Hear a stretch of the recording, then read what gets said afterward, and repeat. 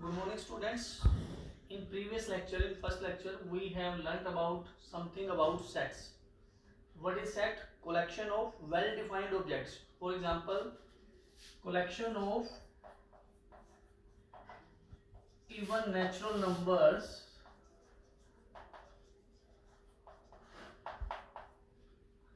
तो collection of even natural numbers नहीं, even natural number कौन से हैं? स्टार्ट करेंगे ब्रेसिस के साथ 2, 4, 6, 8 सो।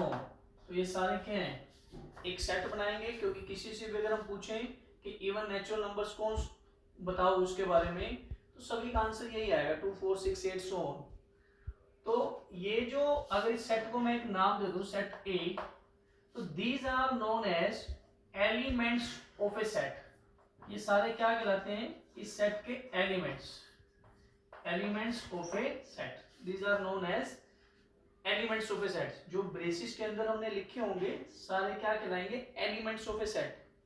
और एक चीज और यहां पर नोट करने वाली, जो 2 है, it belongs to set A. इसका मतलब होता है बिलोंग्स टू, और इसका मतलब होता है नॉट बिलोंग्स टू। तो यहां पर जो 2 है सेट ए को बिलोंग करता है। सिमिलरली 6 जो है सेट ए को बिलोंग करता है, मतलब सेट ए के अंदर कंटेन करता है।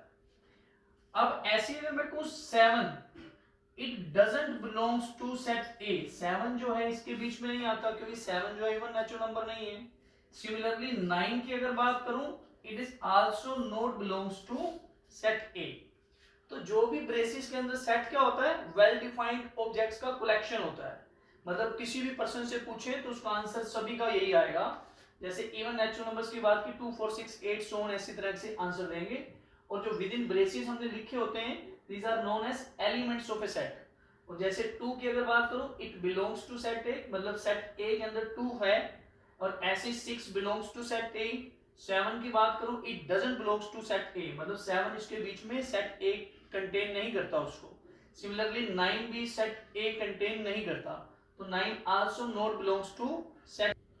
There are some symbols now, that is capital N अगर कहीं लिखा होगा तो it means set of natural numbers.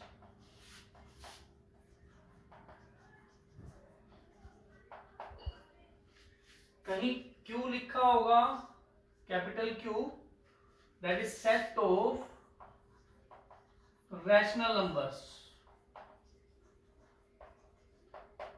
Rational number कौन से होते हैं? जो p बाय q की फॉर्म में लिखे जाते हैं।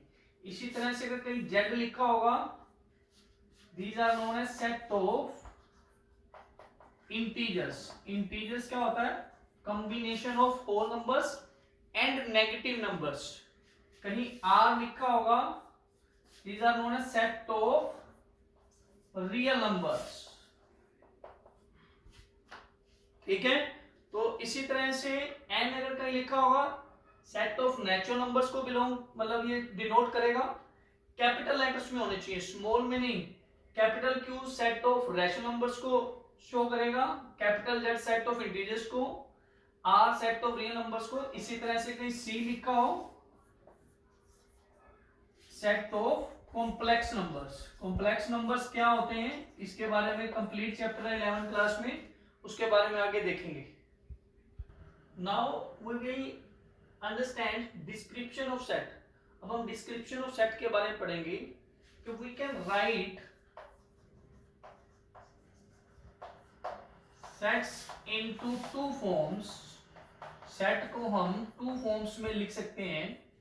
First form is roster form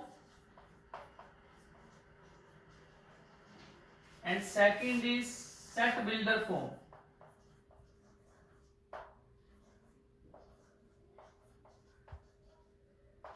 हम सेट को 2 फॉर्म्स में लिख सकते हैं, roster form, second is set builder form. Firstly we learn about the roster form. के रोस्टर फॉर्म के बारे में सबसे पहले पढ़ेंगे कि रोस्टर फॉर्म किसे कहते हैं। तो in roster form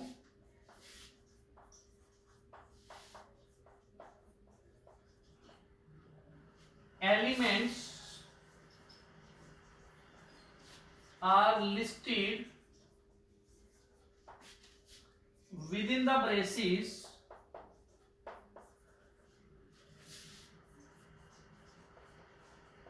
and separated by commas।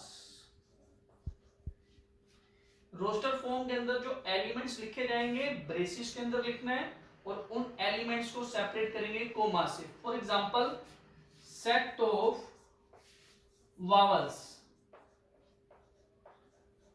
अब हमें पता है वावल जो है कलेक्शन है और वेल डिफाइंड है, इसके बारे में हमने प्रीवियस लेक्चर में पढ़ा है। तो सेट ऑफ वावल्स की अगर बात करें तो वावल्स को हम सबसे पहले रोस्टर फॉर्म में लिखने जा रहे हैं। तो start with the open braces and vowels लिखेंगे elements of set A I E O U. Within the braces लिखना है जो एलिमेंट्स होंगे उस सेट के और सेपरेटेड बाय कोमास। और इस सेट को मैंने एक नाम दे दिया, कोई भी नाम दे सकते हैं, मैंने सेट ए दे दिया। Second example for roster form set of even natural numbers less than 14, set of even natural numbers less than 14 well defined है और collection है। तो 2 start with the braces, open braces 2 4 6 8 10 12। बहुत ही इजी है रोस्टर फॉर्म और इस सेट को हमने कोई नाम दे दिया set B. Within the braces लिखना है, ब्रेसेस स्टार्ट करेंगे और जो भी एलिमेंट्स होंगे उस सेट के उसको सेपरेट करना है बाय कोमास, उनके बीच में कोमास लगा के लिखना है। Next example 3। Next example for roster form set of all letters in word school. ये मैंने एग्जांपल क्यों लिया है इसको जरा देखना एक बार।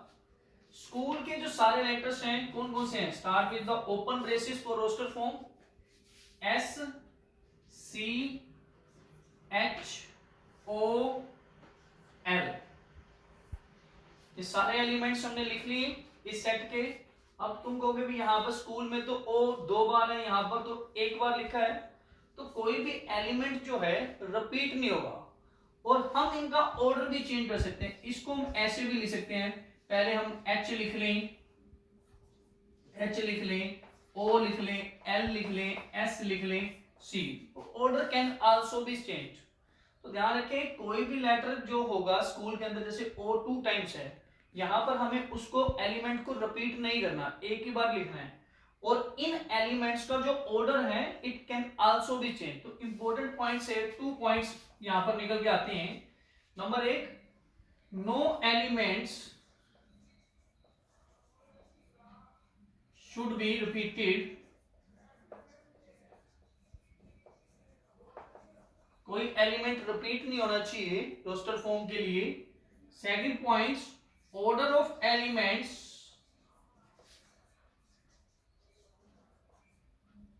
Can be changed. मतलब यहां पर जैसे स्कूल के अंदर O 2 टाइम्स है, यहां पर हम एक ही बार इसको लिखेंगे। रोस्टर फॉर्म के लिए हमें सिर्फ इतना ध्यान रखना है विद इन द ब्रेसेस लिखेंगे और उन लेटर्स को या जो भी एलिमेंट्स होंगे उस सेट के उसको सेपरेट करेंगे कोमास से।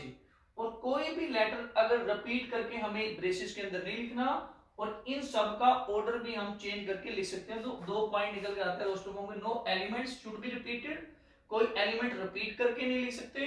और second point, order of elements can also be change. तो आगे पीछे लिख सकते हैं, पहले सी को लिख लो, पहले ओ को लिख लो, पहले एल को लिख लो, लेकिन रिपीट नहीं होना चाहिए। तो if you are liking the videos please like share and subscribe the channel.